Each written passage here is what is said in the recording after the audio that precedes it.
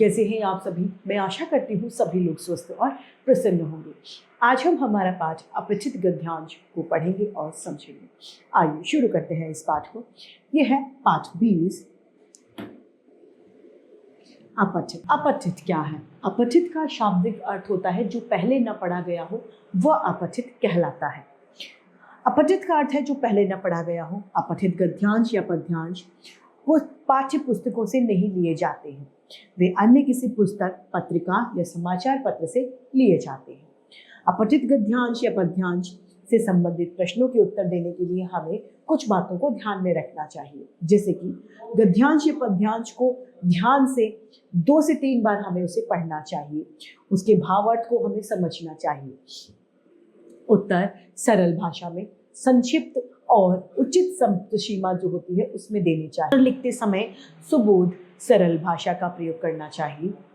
शीर्षक कम से कम शब्दों में लिखना चाहिए और वह गद्यांश या पद्यांश के मूल भावों से जुड़ा होना चाहिए। प्रत्येक प्रश्न का उत्तर सटीक और संतुलित लिखना चाहिए। अगला है हमारा बिंदु अपठित गद्यांशों के उदाहरण। आइए यहाँ पर उदाहरण जो अपठित गद्यांशों के दिए गए हैं इन्हें पढ़ते हैं। पहला है, समय का सदुपयोग करने वाला व्यक्ति ही जीवन में सफलता प्राप्त कर सकता है। अनेक महापुरुषों का जीवन इस बात की पुष्टि करता है। सुविख्यात इतिहासकार गिब्सन ने रोम साम्राज्य का पतन नामक प्रसिद्ध ऐतिहासिक ग्रंथ लिखने में अपने जीवन के 20 बहुमूल्य वर्ष लगाए। समय के सदुपयोग के कारण गिब्सन विश्वविख्यात हुए।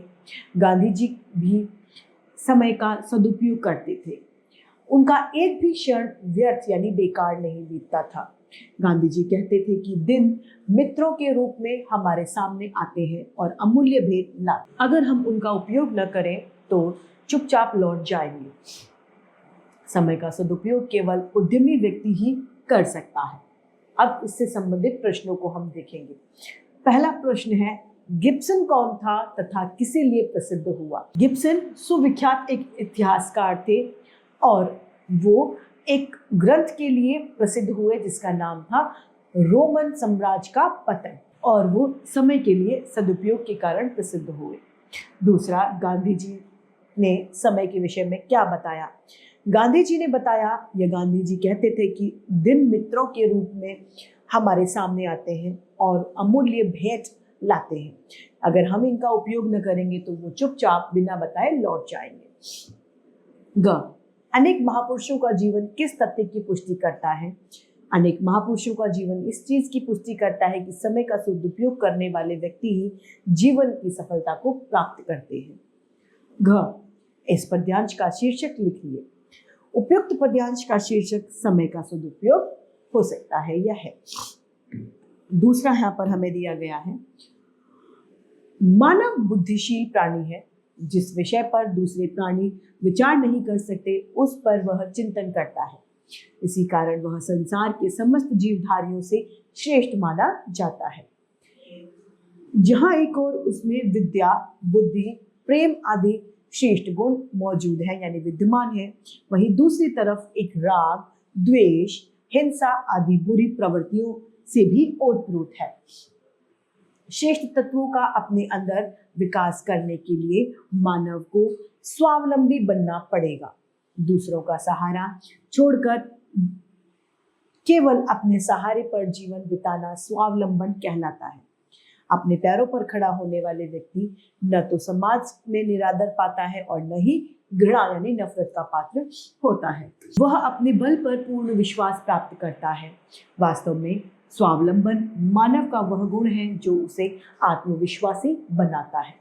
जो व्यक्ति स्वयं कर्मठ और स्वावलंबन नहीं है, ऐसे व्यक्ति की कोई भी सहायता नहीं करता और ऐसे व्यक्ति का जीवन पशु से भी हेय होता है। आज के युग में उसी का जीवन सार्थक है जो स्वावलंबी है, क्योंकि स्वावलंबन जीवन का मूल मंत्र है। अब प्रश्न और उत्तर इससे संबंधित है, उन्हें पढ़ते हैं। पहला प्रश्न है, मनुष्य में कौन कौन से गुण और बुरी प्रवृत्तियां हैं? मनुष्य में बुद्धि, विद्या, प्रेम आदि श्रेष्ठ गुण है, तो राग, द्वेष, हिंसा जैसी बुरी प्रवृत्तियां भी मनुष्य में मौजूद हैं। स्वावलंबन किसे कहते हैं? स्वावलंबन का अर्थ है दूसरों का सहारा छोड़कर केवल अपने सहारे पर जीवन बिताना कहलाता है स्वावलंबन। किसका जीवन स्वार्थक है? आज के युग में स्वावलंबी व्यक्तियों का ही जीवन सार्थक है। युक्त गद्यांश का शीर्षक लिखिए, तो इस गद्यांश का शीर्षक स्वावलंबन है। अब पठित पद्यांशों के उदाहरण। पहला है, रण बीच चौकड़ी भर भर कर चेतक बन गया निराला था। राणा प्रताप के घोड़े का पड़ गया हवा से पाला था। गिरता न कभी चेतक तन पर राणा प्रताप का घोड़ा था। वह दौड़ रहा अरि मस्तक पर या आसमान का युद्ध घोड़ा था। इस पद्यांश का भावार्थ लिखिए। पहला प्रश्न है, तो महाराणा प्रताप के घोड़े का नाम चेतक था, जो बड़ा ही अनोखा था। वह हल्दी घाटी के मैदान में तीव्र गति से दौड़ रहा था। उसे दौड़ने के लिए कोड़ा नहीं मारना पड़ता था। वह इतना समझदार था कि राणा का संकेत पाते ही मुड़ जाता और शत्रुओं के मस्तक पर पैर रखता हुआ दौड़ पड़ता था। दूसरा प्रश्न है, इस पद्यांश में जो रेखांकित पंक्तियां हैं उनका अर्थ स्पष्ट कीजिए। जैसे कि पड़ गया हवा से पाला था, या पड़ गया हवा से पाला था अर्थात राणा प्रताप के घोड़े जो थे चेतक ने तीव्र गति ऐसी थी कि ऐसा लग रहा था कि मानो वो आसमान से बातें कर रहे हो। दूसरी है, वह दौड़ रहा अरिमस्तक पर, अर्थात राणा प्रताप का घोड़ा निर्भय यानी बिना डरे हुए शत्रुओं के मस्तकों को कुचलता हुआ दौड़ा जा रहा था। उपयुक्त पद्यांश का शीर्षक लिखिए। इस पद्यांश का शीर्षक चेतक है। अगला दिया गया है पद्यांश, ब्रह्मा से लिखा भाग्य में मनुज नहीं लाया है। अपना सुख उसने अपने भुजबल से ही पाया है। प्रकृति नहीं डरती झुककर भी, कहीं भाग्य सदा हारती वह मनुष्य के उद्यम से, श्रम जल से। ब्रह्मा का अभिलेख पढ़ा करते हैं निर्दयी प्राणी। धोते वीर को अंक भाल का, ब्रह्मा ध्रुवों से पानी। प्रश्न पहला है, मनुष्य ने अपना सुख कैसे प्राप्त किया? मनुष्य ने अपना सुख अपनी मेहनत से प्राप्त किया है। प्रकृति किस से हारती है? प्रकृति मनुष्य के परिश्रम और पसीने से हारती है। ब्रह्मा का अभिलेख कौन पढ़ते हैं? आलसी, अकर्मण्य और ब्राह्मण का अभिलेख, लोग ब्राह्मण का अभिलेख पढ़ते हैं, ब्रह्मा का अभिलेख पढ़ते हैं। वीर अपने दुर्भाग्य को किस प्रकार सौभाग्य में बदलते हैं? वीर अपनी कड़ी मेहनत से दुर्भाग्य को भी सौभाग्य में बदल लेते हैं। इस पद्यांश का शीर्षक बताइए। आत्मबल या फिर श्रम। आइए इस पाठ की समाप्ति पर इसे संक्षेप में दोहराएं।